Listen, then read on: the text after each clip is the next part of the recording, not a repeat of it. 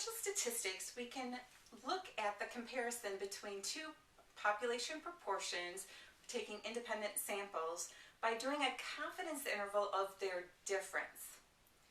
Now, when we're doing this, we have some conditions that we need to be met, and we also can either do this with the formulas that are provided, or we can use statistical software packages or calculators that have the statistics software programmed into them. In this video, we're going to look at what conditions have to be met to do this process, what the confidence intervals are actually telling us, and then I'll give the formulas for the process. I'll actually get the actual information from the operations in the TI-83 or 84 calculator. So first of all, some notation. When we want to construct a 1 minus alpha times 100%, well, alpha is the area in the tails. So 1 minus alpha is going to give you your area in the middle of the distribution. So let's say there's a 0.05 area combined with the two tails, then 1 minus 0.05 would be 0.95. 0.95 times 100 would be 95, so that would be a 95% confidence interval. So when you're doing a 95% confidence interval, you're leaving 5% to the tails. Now, this confidence interval for the difference between two population proportions. So difference, remember in mathematics, that means subtraction. So you're not actually doing a confidence intervals of the proportions themselves, but you're doing a confidence interval of how far they differ in a subtraction. Now remember, just in general, if you take a big number and subtract a small number, you're going to give a positive answer. But if you take a small number and subtract a big number, like say you take 2 and subtract 20, you're going to get negative 18, a negative number. So keep that in mind when we get to the confidence interval of the difference, that big minus little equals positive and little minus big equals negative. Okay, so we have the difference between the two population proportions, and we're doing independent samples for this particular process. And independent means that the individuals sampled in the first group do not dictate the individuals that are sampled in the second group. Now, to do this, we must have that the samples are independent and randomly selected, that the sample size in your first group is less than or equal to 0.05 times the first group's population size. So your sample size has to be less than or equal to the 5% of the population, and your sample size of your second group has to be less than or equal to 5% of its population. Now, the third thing we need is that your sample size of your first group times the sample proportion from your first group times 1 minus the sample proportion of your first group. That multiplication has to be greater than or equal to 10. And remember, that was the condition that the distribution of the proportions, sampling distribution of the proportions, was normal. And the sample size of your second group times the sample proportion of your second group times Q sub 2, which is 1 minus P hat sub 2, or Q hat sub 2 is 1 minus P hat sub 2. Multiplication of that has to be greater than or equal to 10. Again, giving me a normal distribution for that sampling distribution. Now, Q hat sub 1 is 1 minus P hat sub 1, and Q hat sub 2 is 1 minus P hat sub 2, just so you recall those values. Now, your confidence interval, if you were going to do this straight with the formula and work everything through, you, in parentheses, so get this difference, you take P hat sub 1 minus P hat sub 2. Get that number, and then subtract from it this margin of error, and the margin of error is Z sub alpha over 2. So remember, that was the critical value that you found by having your middle being your major percentage. You have your area in your tails, then the area in the tail divide by 2, and then doing the inverse norm in order to get that critical value Z sub alpha over 2. And then that's multiplied to the square root of p hat sub 1 times q hat sub 1 over n sub 1 plus p hat sub q times q hat sub 2 over n sub 2. So now notice, this is the difference of your sample proportions minus this margin of error. That's the low bound of your confidence interval. 2, p hat sub 1 minus p hat sub 2, that same difference of your sample proportions of what you sampled, and here it's plus that margin of error. So do you see how this is the same in both of them? For the low bound, you subtract the margin of error, and for the upper bound, you add the margin of error, but then that's the same. Now, we're going to do an example and get the values. So here, a random sample of Americans were asked if they have exactly 1 tattoo. So we're not talking about the people that have 2 tattoos or 3 tattoos or more than that, or no tattoos at all. Here, it's just those that have exactly 1 tattoo. Out of 1,354 females, 441 responded yes. So I have my n sub 1 is the 1,354, and my x sub 1 is 441. Remember, n sub 1 is the number you sampled, and x sub 1 is the number in the sample that have that characteristic. Now, out of 1,532 males that were sampled, 412 responded yes. So we have our n sub 2 is the 1,532, and our x sub 2 is equal to 412. Okay, so definitely 1,354 is less than 5% of the population of female Americans. And then 1,532 is definitely less than 5% of the males, the American males. So we have that first condition met. We have the second condition met. And then with our n sub 1, p hat sub 1, q hat sub 1 greater than or equal to 10, you would go through with this information and find out that it is greater than or equal to 10. And for the second part, with the n sub 2, and you'd find out again that that would be greater than or equal to 10. So we have our conditions met. Now, if we were going to go through this and figure it out with the formula, remember that p hat sub 1 is x sub 1, so the 441, over n sub 1, so the 1354.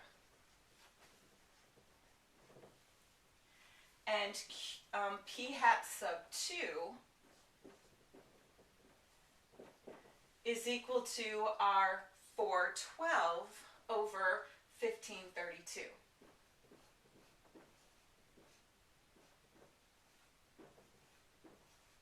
So there's your p hat sub 1, there's your p hat sub 2. And we have the n sub 1, the n sub 2, etc. So the only thing left you would need to figure out to actually run this through the formula is the z sub alpha over 2.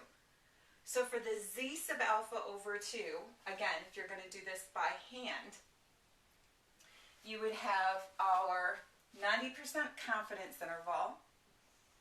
So we have the 0.90.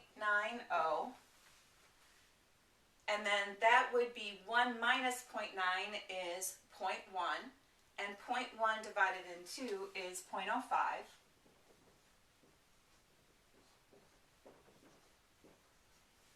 So you'll go inverse norm of the, remember for the inverse norm, it's the percentile, so area entirely left of that cutoff where you want the critical value. So area left of that is 0.95. And then comma 0, comma 1. Or the other way you could get it is by looking it up on a table. So with this, you're going to get a 1.645.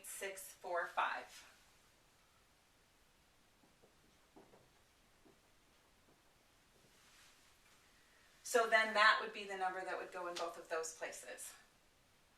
Now what if we were actually going to do this just to get the whole thing on the TI-84 instead, or 83, instead of going through this whole process?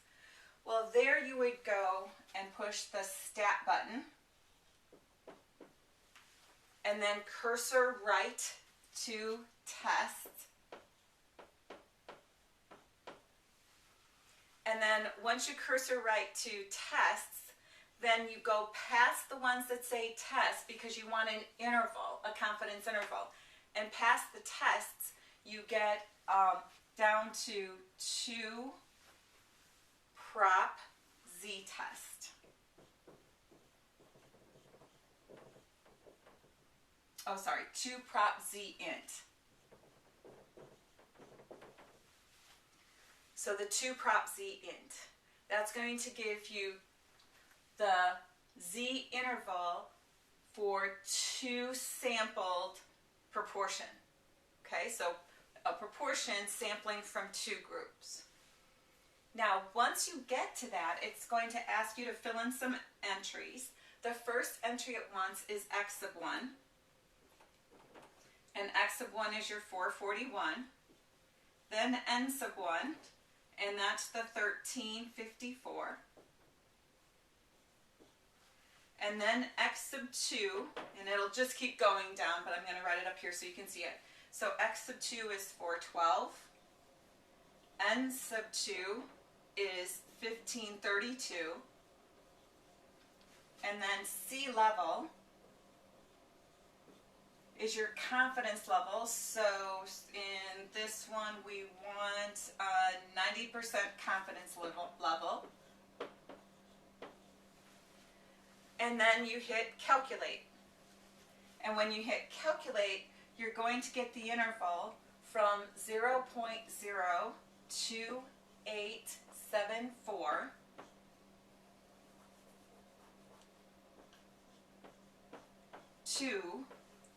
0.08481. Now, once you get that, you want to write a sentence. And to write your sentence, you actually take out the word form, capitalize the first word A. So you'd write a 90% confidence interval for the difference of the population proportions of females and males with exactly 1 tattoo is 0.02874 to 0.08481. So that would be how you would report your answer for this.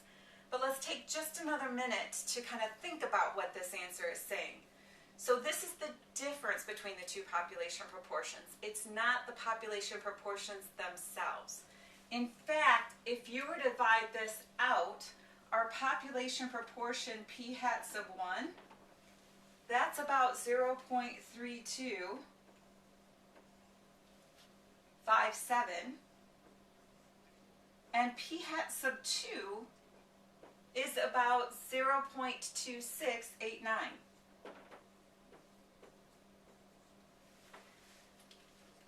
If you subtract these 2 numbers, then that is your point estimate of the difference between the 2 proportions. So it's how far the 2 proportions are apart from each other that we're doing the confidence interval of, not the proportions themselves. It's the difference of the 2 proportions. The proportions themselves were close to 33% and 27%, and this confidence interval is how far apart those proportions are. Now, if in my interval, like this one, it goes from a positive low number to a positive high number, when I'm doing the confidence interval of the difference between 2 proportions, or later on other the confidence intervals for other parameters that are by difference, if it's a positive number on the low end to a positive number on the high end for the confidence interval with the differences, then that means that my data is significant to say that the first population proportion is significantly bigger than the second population proportion. So this is a positive 0.02874 to a positive 0.08481. So my confidence interval of my differences of the proportion of females with exactly 1 tattoo and the proportion of males with exactly one tattoo goes from a positive low end to a positive high end. So my data is significant to saying that the population proportion of females with exactly one tattoo is significantly bigger than the population proportion of males with exactly one tattoo. If the interval went from a negative low number to a positive high number for a differences confidence interval, then you can't say one is significantly different than the other, because sometimes it was small minus big, and others it was big minus small. So there wasn't consistency throughout the interval. If your confidence interval for a difference between two ideas is negative to negative, so you got a negative number on the low end as well as a negative number on the high end, remember we get negative answers when we subtract if we're subtracting small minus big. So if your confidence interval for your differences is negative to negative, that means that there's significant evidence that the first is significantly smaller than the second. So that gives you an example of finding the confidence interval for the difference between two population proportions independent, and also discusses how you interpret the results of the confidence intervals.